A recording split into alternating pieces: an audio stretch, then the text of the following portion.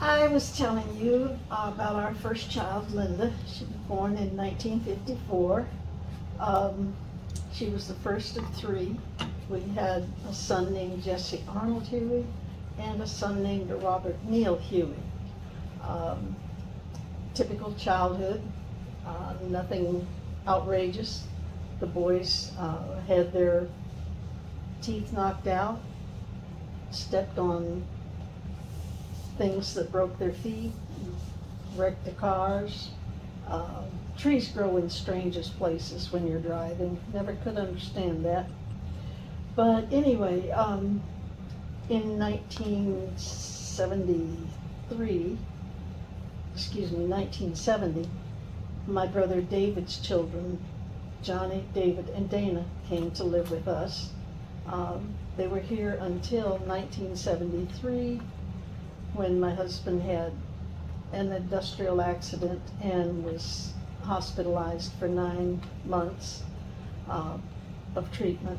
He had third-degree burns on both legs, skin grafts, and many hospitalizations and so forth, which caused the three children, David, Dana, and Johnny, to have to go to the children's home in Lakeland, Florida. Hard time, but life goes on, and there were blessings there. Linda passed in July of 2011. Her father, my husband, had passed in September of 1998 because of cancer. And Buddy and Bobby are doing very well. Buddy has two children, Tyler, Jesse Tyler Huey, married to Jenny Johnson Huey, and they have two children, Bailey Jean Huey and Remy May Huey. And Buddy's daughter, Katie, Caitlin Jean, is single, works for a yacht broker, and travels the world on their dime, doing very well. Back to my childhood. I had 5 brothers, as I mentioned. Ted was the oldest, and very much enjoyed taking advantage of naive sister. But we did have a lot of fun together. We lived, as I said, on a farm. Daddy raised white-faced cattle, and in the wintertime they were housed in a long, long barn. And the hay mow above the area where the cattle walked and slept and ate was filled with bales of hay. And my brothers, Ted, Johnny, and David, were the only ones that were old enough and big enough to really handle those bales. And they would build tunnels with the hay bales, and we would scramble through those and play hide and seek and do crazy things like swing from one hay mow to the other hay mow over farm equipment that if we had fallen on, we would have been impaled. But it was fun, and fortunately nobody got hurt too bad. I don't remember any of my brothers having serious injuries when they were children. I do remember my brother Tommy, when we had moved to Miami, threw stones at a car, a handful of gravel at a car as it drove by. That car stopped, and a guy got out and grabbed him by his arm and beat his behind, and got back in the car and drove off. And I'm standing there in amazement looking. Mom and Daddy didn't know about that, and I never bothered to tell. We lived in a 2-story house, and I had a bedroom, and the boys had their bedrooms. But on my bedroom, there was a veranda, and Johnny, being the sweet little brother that he was, and had the best friend across the street named Paul Hoff. um, they would climb up the side of the house and get on the veranda and tap on my window, which is not a nice thing to do because you're on the second floor and you don't expect somebody to be tapping on your window. That happened several times, and it finally dawned on me, hey, it's your little brother. Anyway, when I had met my husband, we started dating. He brought me a surprise one afternoon. He drove a drag line for Arthur Fining Davis, the founder of the aluminum company. Anyway, he came home from Delray Beach, pulled up to the car, and I've got a surprise for you. And opened the trunk, and there's this little alligator, maybe 12, 15 inches long. So Daddy had brought, when we moved to Florida, we moved in a stake body truck, and Daddy was raising little toy Manchester dogs, and he had a chicken crate for the dogs to stay in as we traveled. And in the yard where we lived, there was a little fish pond, cement fish pond. So Daddy put that crate in the edge of that fish pond, and the gator went in there and stayed for a number of weeks, months, until he had reached the point that his nose, the hide was off of each side of his nose, because my little brothers would tease that poor little animal in that cage, and he would strike at them and just wore the hide off of his nose. But we used to swim in a canal across the street. So Johnny and David and Ted and myself, and I don't remember what other neighborhood kids were there, but we took my little alligator over there and set him loose in the canal. I mean, really thinking of the future.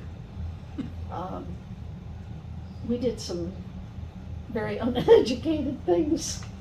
Shame to talk about them, but it's funny. Anyway,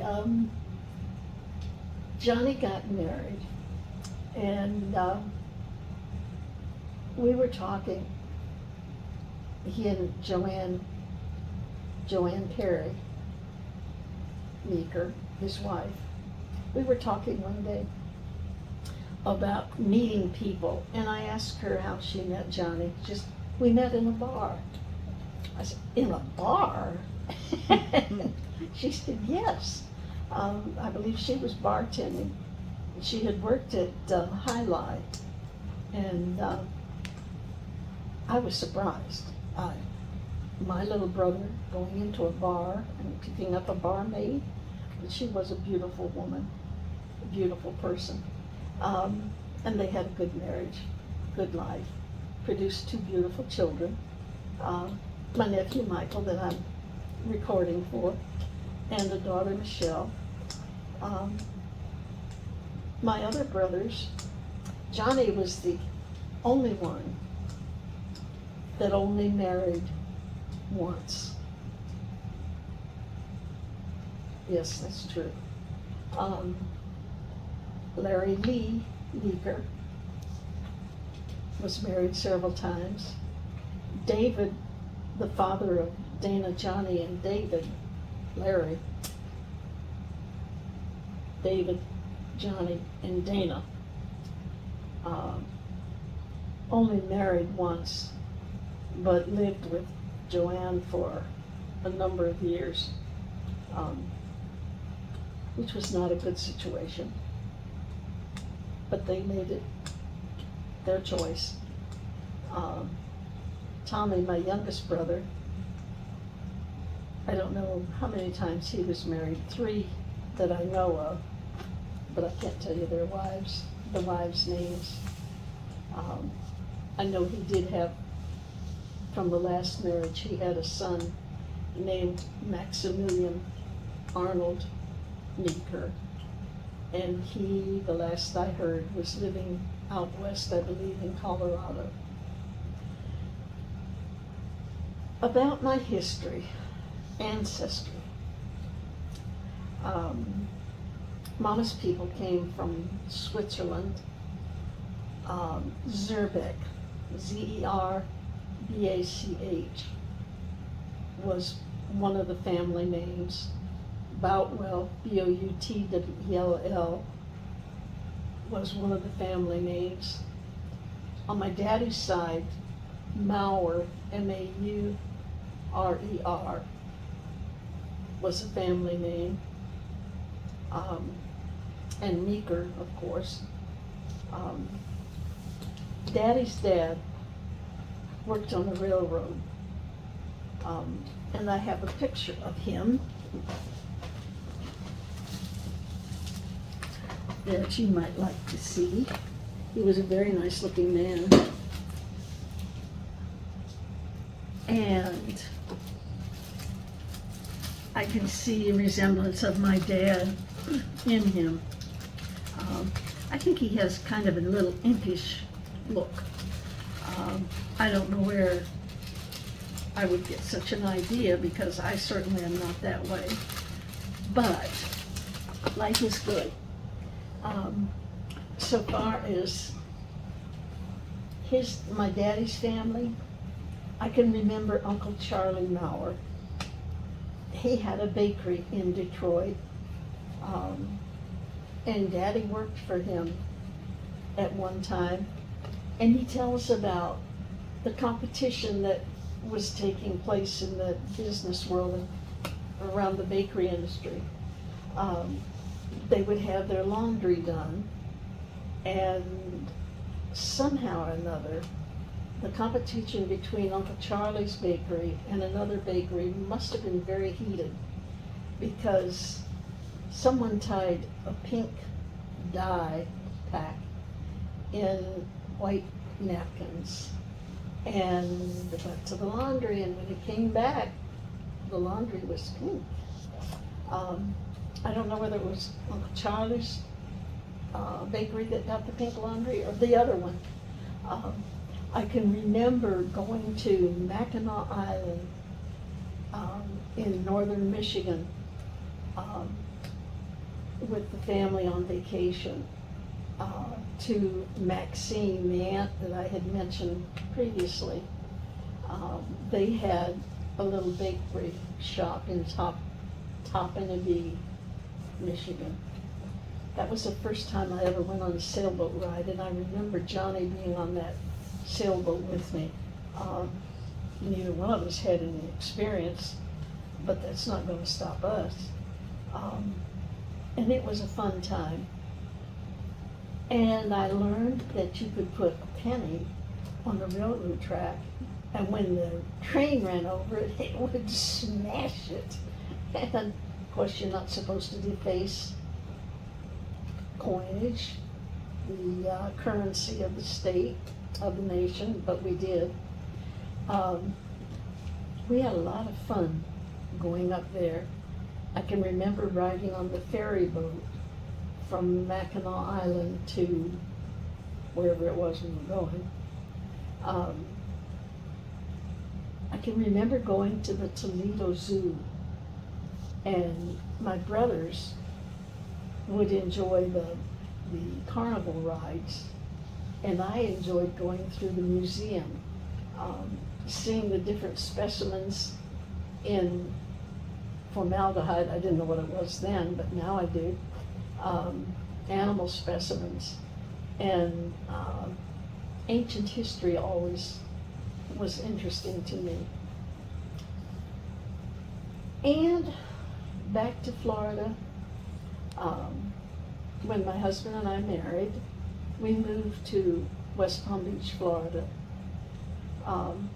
My husband was a highway patrolman, and he had worked with my dad, Arnold, and my brother Johnny, doing lath work, construction work, hanging drywall, and did very well at it. Johnny used to walk on stilts to do the drywall, and I've heard people talk about he could spit nails hard enough to put them in the drywall. I think that might be a little bit beyond fact, but he did have quite a skill at drywalling. And I know that he walked on stilts because I saw him and I thought, oh my, that's, that's getting up in the world. Larry worked for the phone company, Bell South, AT&T, retired from there. David was in construction along with Johnny and Dad. Tommy did numerous things, many of which we do not talk about. But he did do stagehand work in New York, and he liked to travel. Speaking of travel, my grandpa Charlie Boutwell, Charles Henry Boutwell, my mother's father, liked to travel.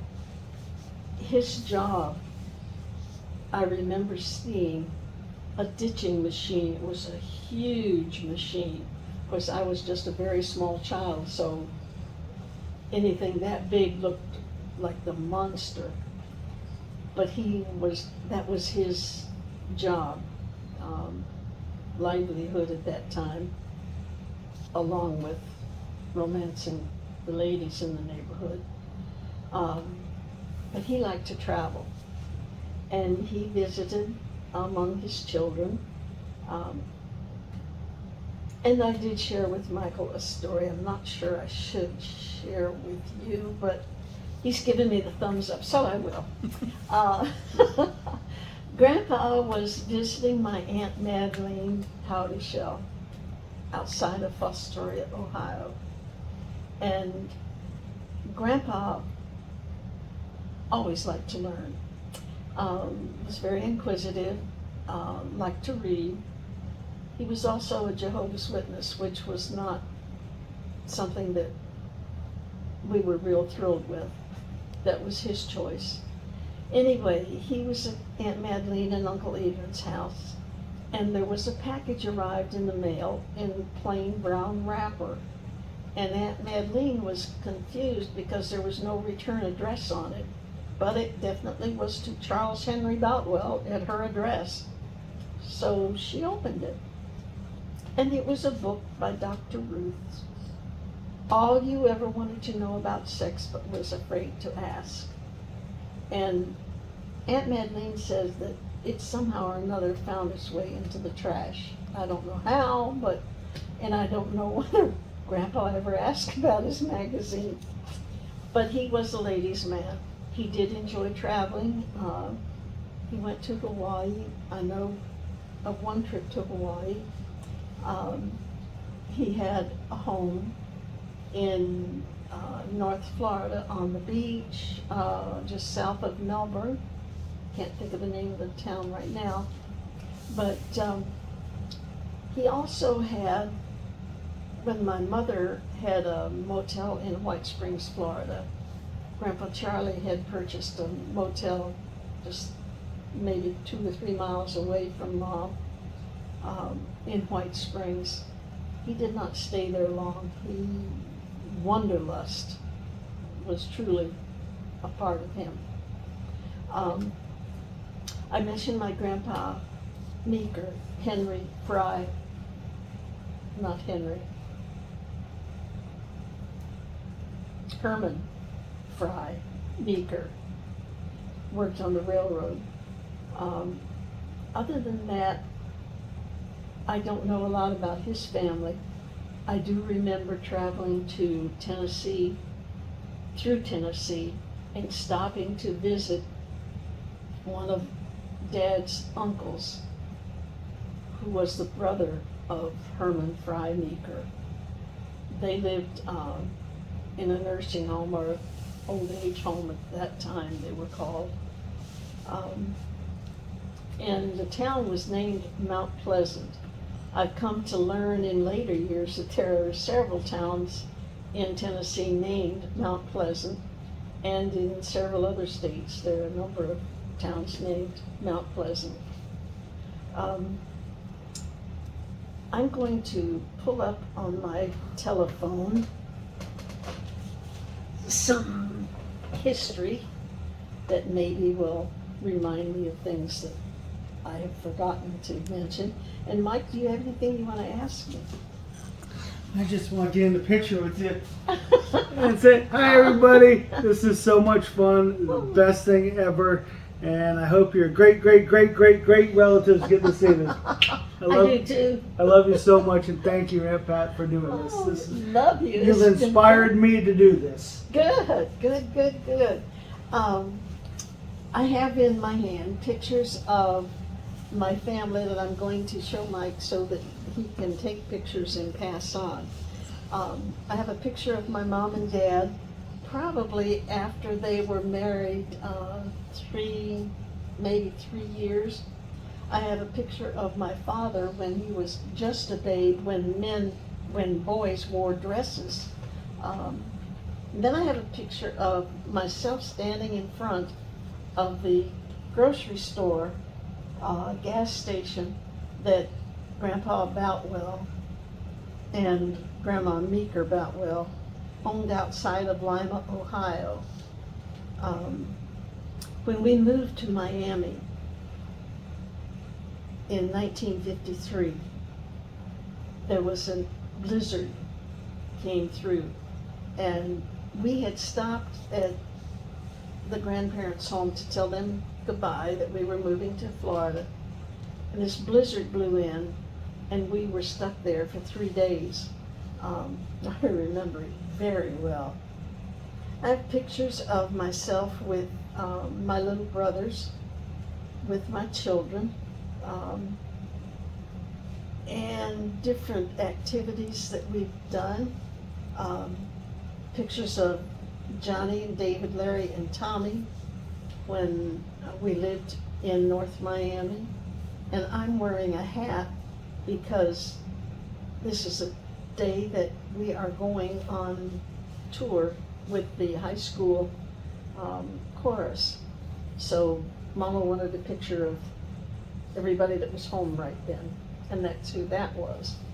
I have a picture of my older brother Ted, myself, my little brother Tommy, my mother, my brother Johnny, and then standing in front of me is David, and he's holding a huge sun hat, and my brother Larry standing next to him. These were all taken in Ohio a number of years ago. I will be 89 2 days from now. Time flies. It's been good. It's been a good life. Excuse me. I have a picture of my dad and his sons. My dad holding Larry by the hand, David holding Johnny by the hand, and Ted holding Tommy in his arms. This was in Ohio, and this house where this picture was taken was blown away by a tornado in the 70s, I believe, after we had moved to Miami. But this is a house where we had a pet possum. Well, it really wasn't a pet, and it wasn't a possum, it was a raccoon. I've heard those stories. I was like, a possum? I never heard this one. No, got them mixed up. Mama had made cookies, and raccoons are really very smart. We lived in a 2-story house. At night, the doors were closed. This was in the 30s and 40s, and you didn't lock your doors, you just closed them. But we lived in a 2-story house, and the upstairs windows were open. It was summertime, and the windows were open. There were no screens on them, they weren't needed. You could see lightning bugs at night, and that was always fun. But anyway, Mama had made cookies, and they were in a cookie jar. They were in a sealed container. And somehow or another, there were cookies gone. And Mama wanted to know who of us had been in the cookies. Well, nobody admitted it. No, not me. And you don't get a cookie if you don't tell the truth. Well, we went without cookies. But there was a noise at night, and Mom and Daddy got up to see what it was. And that raccoon had climbed upstairs, climbed up the porch, in through a bedroom window, downstairs, and it opened the container that the cookies were in, and enjoyed cookies. My mom and daddy just, no, come on. But it's a true story. It's the fact. Speaking of stairs, when my husband and I were dating, oh my goodness, Grandma Boutwell, Mama's mom, was visiting us in North Miami. We lived in a 2-story house. I had a curfew. I had to be home by a certain time. And I was home by a certain time. I had made curfew, no problem. Grandma was visiting, and she went downstairs to get a drink of cold water. Well, there was one step in the stairs that creaked.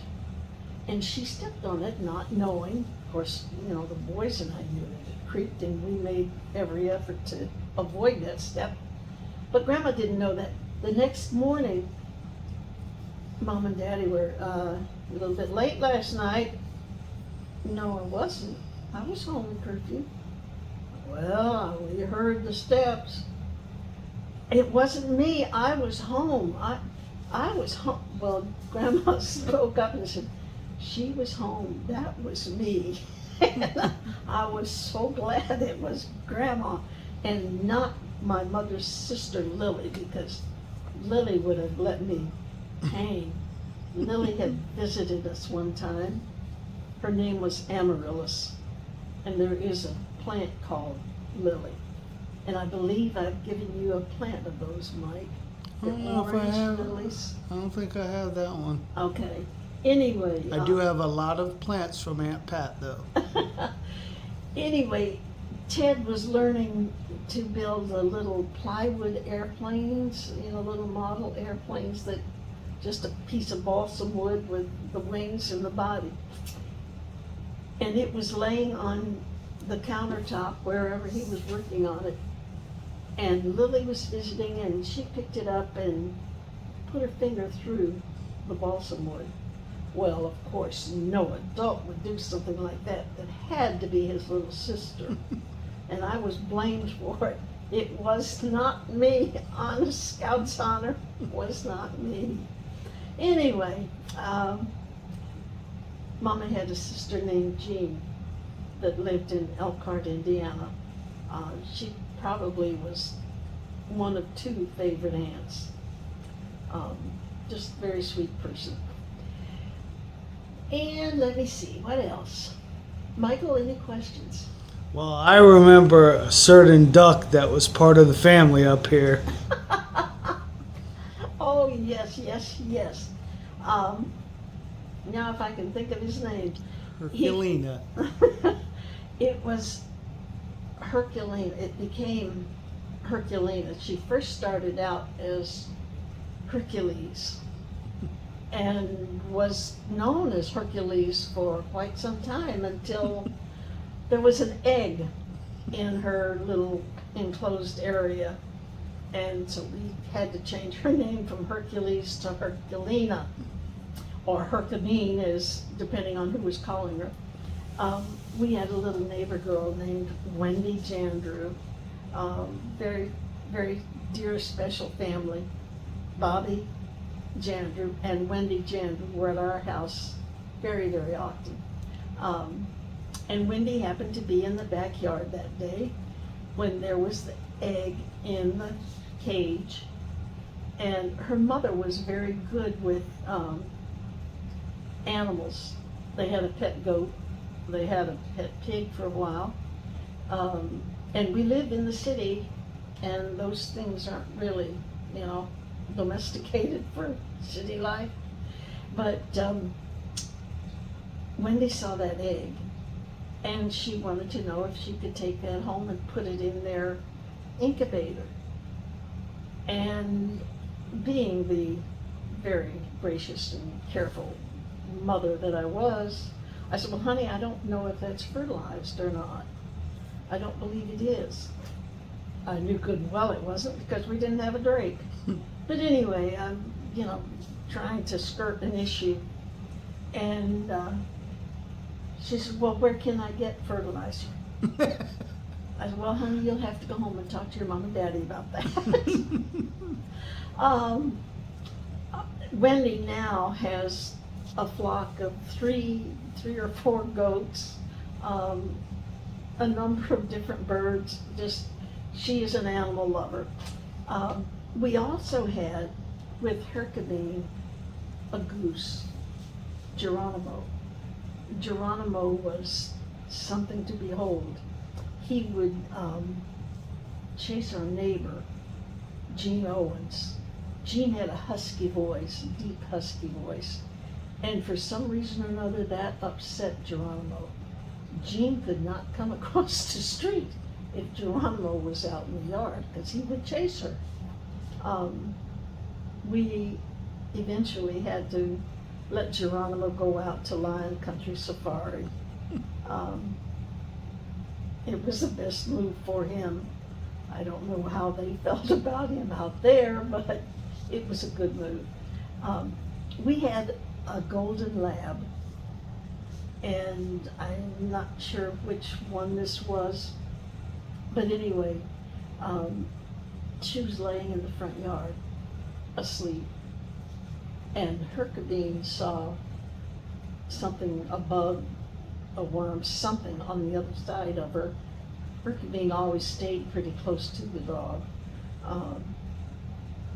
But she went across that dog, scared the dog, woke her up, and Hercabine was terrified then because the dog was and did not hurt her, but shook her. That was funny to see. And Hercabine got drunk one time in the backyard. My husband kept cracked corn for her and put it in a little aluminum pie pan, and it had rained, and corn will ferment, and it did. And Hercabine ate it and walked across the yard just drunk. And, oh, we had a lot of laughs out of that. A lot of laughs out of our animals. And I'm glad that Heather is in the position that she is teaching, because a young friend of ours had just graduated college, geologist, and they were here early in the morning, and we're in the backyard talking with my husband, and there was an egg in the duck's pen, and Bill looked at it, what's that? And I said, Bill, that's a duck egg. Oh. I said, have you ever had duck eggs? No. I said, well, you hungry? You want a duck egg? Fix you some breakfast? No. He said, where'd that come from? And I said, it's a duck egg. He said, well, I said, it's Hercabine's. I said, don't you? He said, well, Mom gets eggs at the store. And I'm thinking, this is a college graduate who has no idea about life. So I'm glad, Heather, thank you for the job that you're doing. I wish every child had an opportunity to live on a farm for at least 3 months to get a taste of what nature is, what life is. I had a little toy poodle. Baby? Johnny teased me about that. Was it baby? Uh-huh.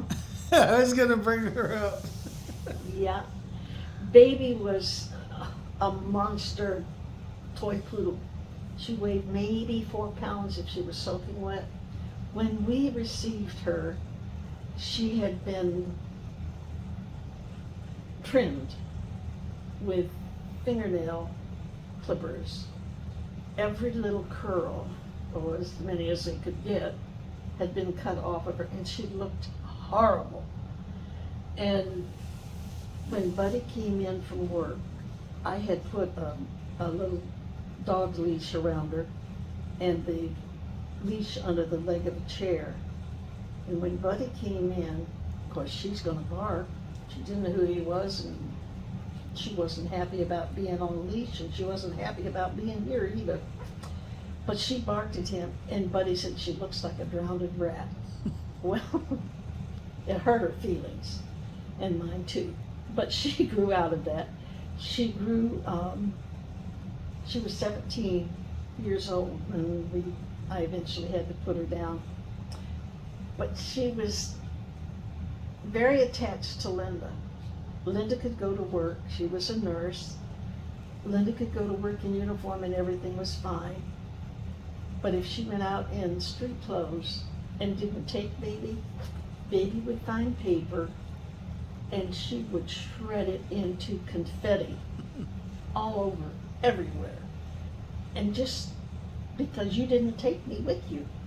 Anyway, Mama Huey, my husband's mother, Maggie Huey, was visiting with us one time, and she wanted to go lay down.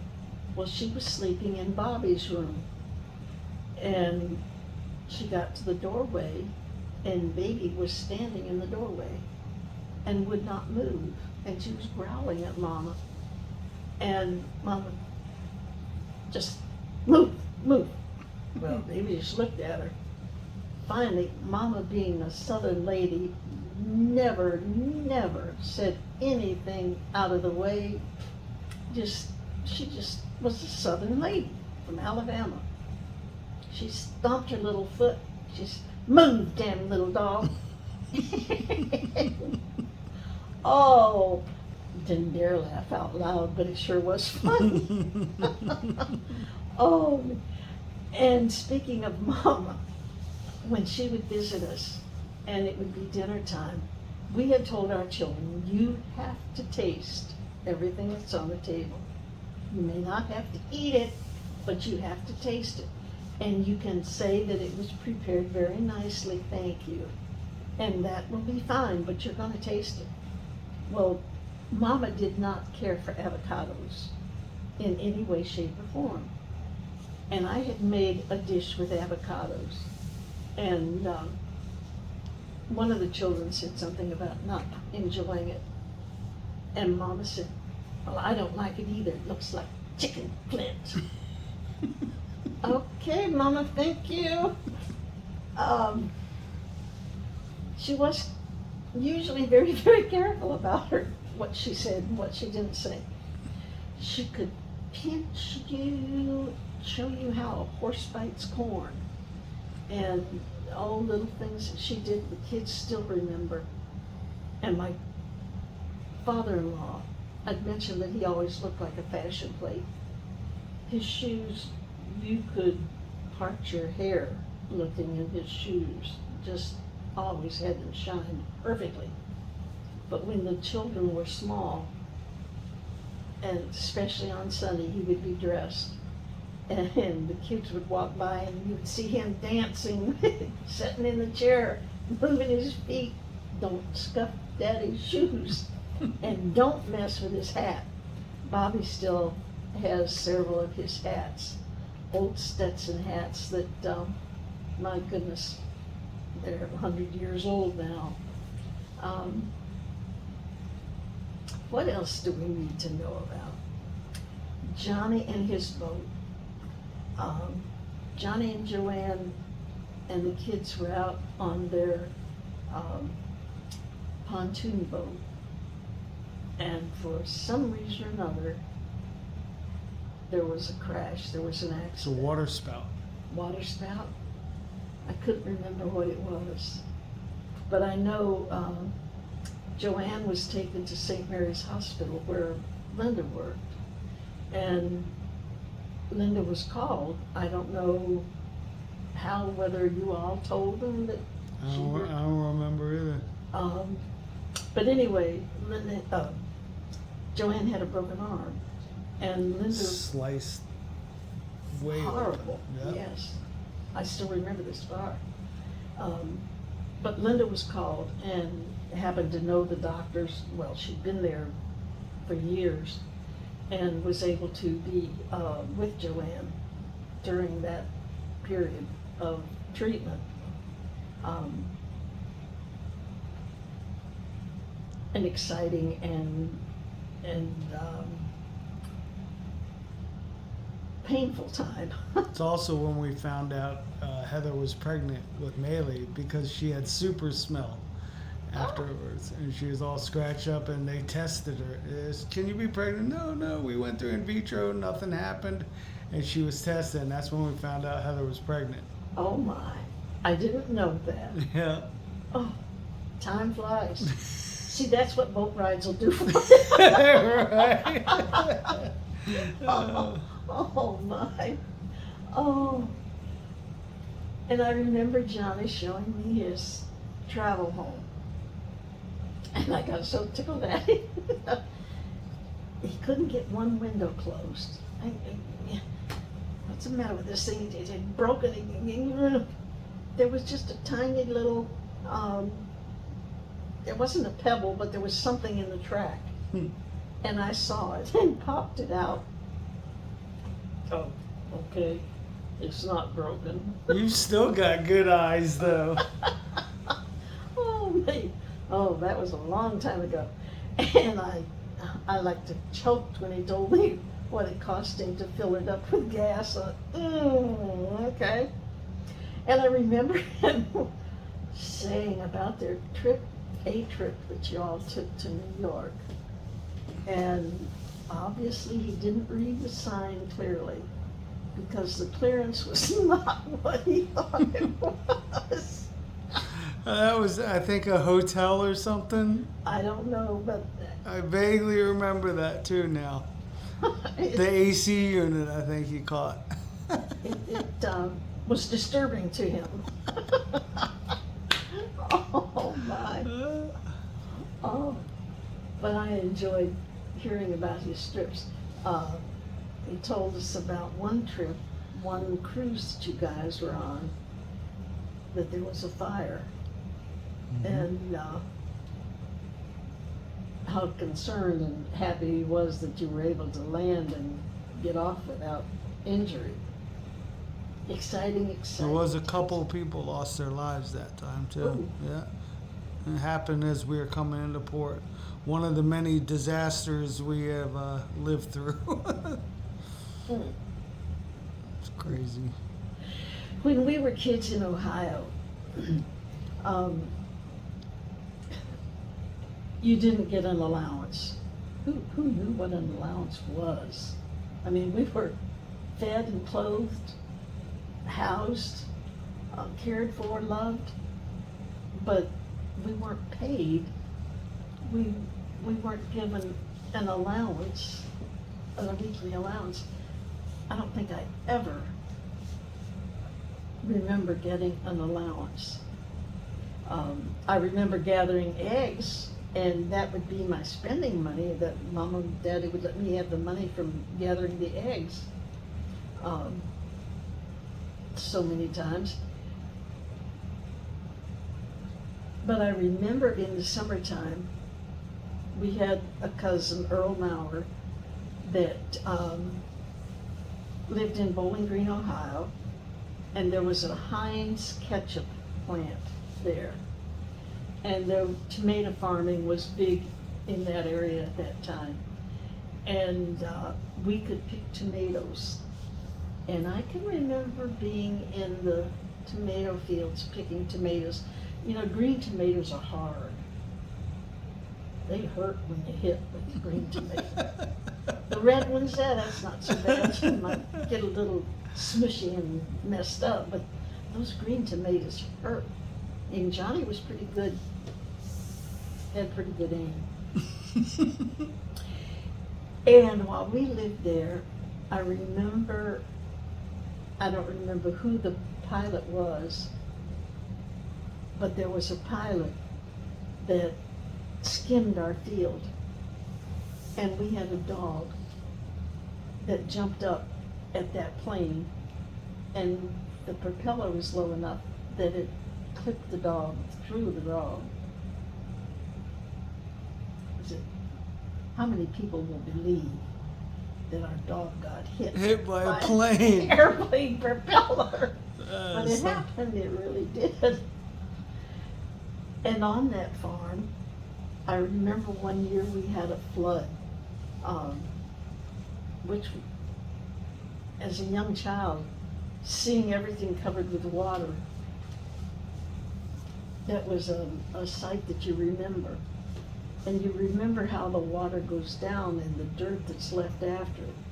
But the creek that was across the road from us, I remember my daddy going over with a pitchfork and spearing a fish. I don't know what we did with it. I don't remember eating it because we didn't have fish. I don't remember eating fresh fish as a child. I remember having tuna fish out of a can and salmon patties, which we really enjoyed. But fresh fish, I don't remember eating fresh fish until we moved to Miami. And then it was shrimp, which was addicting. Family history. Go on family search on the computer, just put in family search, and it will give you family search site.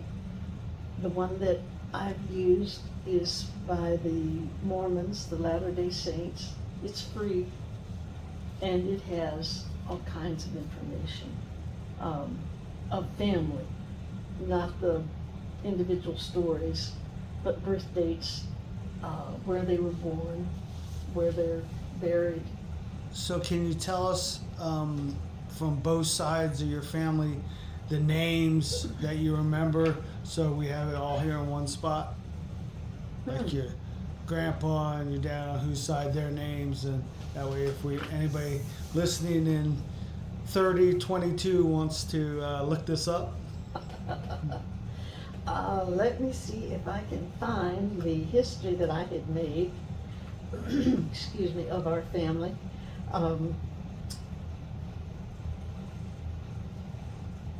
And if we are lucky, I will talk Aunt Pat into sending me all these photos she has so I can add them to the end of this wonderful video.